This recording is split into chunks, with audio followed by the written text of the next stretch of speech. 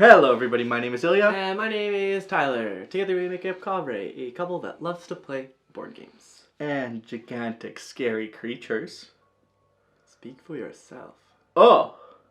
This week we're taking a look at Maul Peak!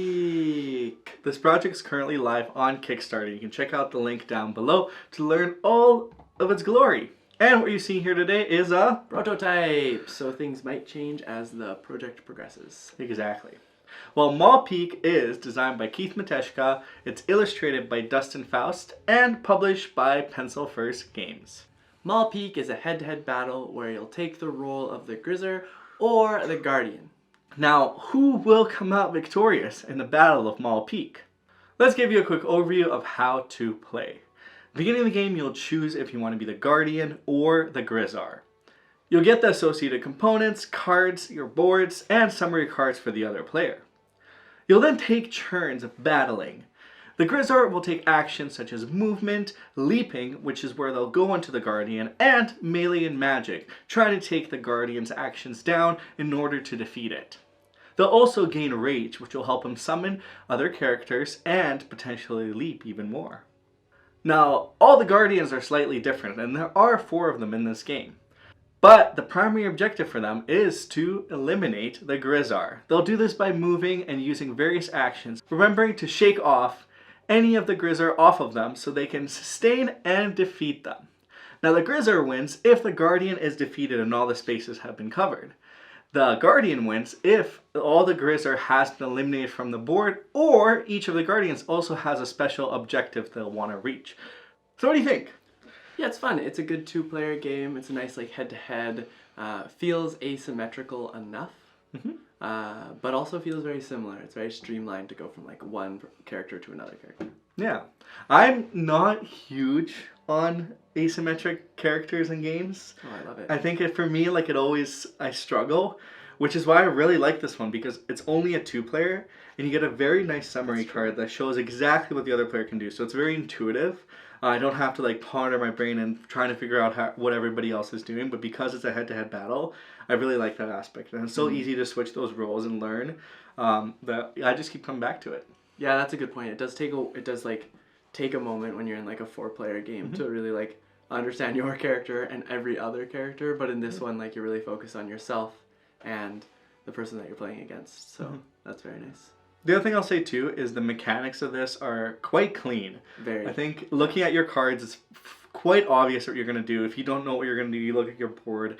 It's really easy to intuitively figure out what you're doing and what your opponent is doing. Yeah. The actions that you have, the way they use rage, the way they use power, I think it all flows quite nicely.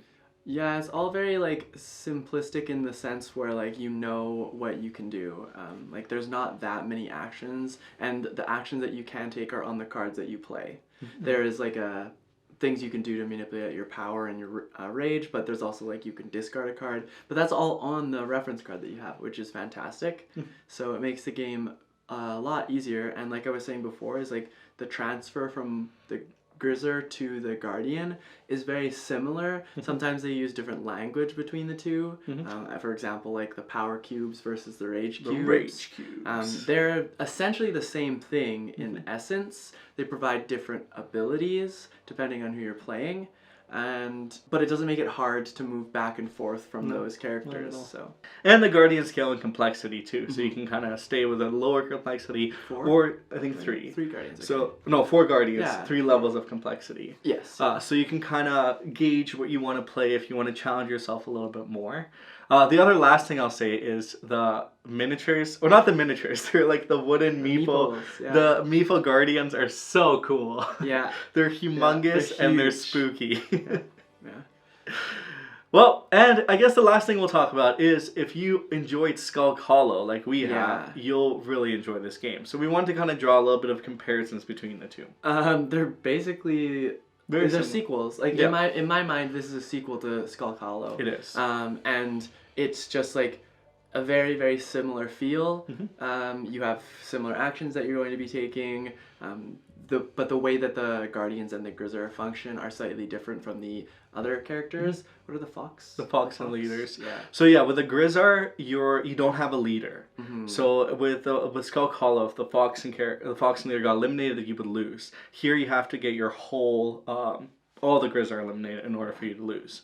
But the tricky thing here is that in Skulk Hollow, your heroes would go into the graveyard or into the discard pile and you can play them again. Yeah. Where in this game, if they're eliminated, they're out. They're done. Yeah. The other difference is the rage track. So in Skulk Hollow, there's power for both the Guardians and the Foxen. And essentially the power gains you more actions and gains you more moves. Here we have rage that is owned by the Grizzar, and it'll help you... Yeah, it acts pretty similar. You use it to like essentially use your beast that you pick at the start of the game, and then you also use it to summon all of your Grizzars, because you start with one on the map, the Druid. You start with the Druid on the map, and then you can use Rage to summon the other Grizzars, and it works out quite well. Yeah, and there's some other small, like you can pay one to leap an extra amount and have a double leap instead, and some of the other aspects. And gaining that rage will be an essential part of actions as well. Yes, yeah. But the most exciting part, you can combine them, and you can actually play like, well, so you can start out by playing like the Grizzar versus the Guardians that were in the old or Skulk Hollow, or you can play the Fox against the Guardians that are in Maul Peak. Yeah, there's a lot of cross compatibility, but there's also the battle for the boar, battle of the boar, battle of the boar. Battle of the yes. But essentially, what that is it's a team battle. So you'll have both the Foxen and the Grizzar versus the Guardian from Maul Peak and the Guardian from Skulk Hollow, and it's really neat because you really play as a team. Yes. Because it's not, you don't wait till everyone's eliminated. Like if one of the Guardians is eliminated, the Guardians lose. If one of the Foxen leader or the Grizzar is eliminated, they lose. Yeah. So it's very team-based and very kind of competitive in that sense. And you can also do that with 3 players where one player just plays both, or even go one-on-one 2 players, and have one player play both the Guardians and both. So there's a turn order, it's sequential, it's very exciting. And I like that because I think it's a great way to share this game with more folks. Because we obviously love playing games just us, but we also love introducing games. So this would be a great way to scale that out. It's like a mini expansion. By buying this brand new game, you get to also be able to combine it with an old game they have. Cross compatibility! We love to see it. And that is Maul Peak. If you're interested in the project, check out the Kickstarter. We'll link it down below. Again, everything you saw in this video is a prototype, and we'll hope to see you next time.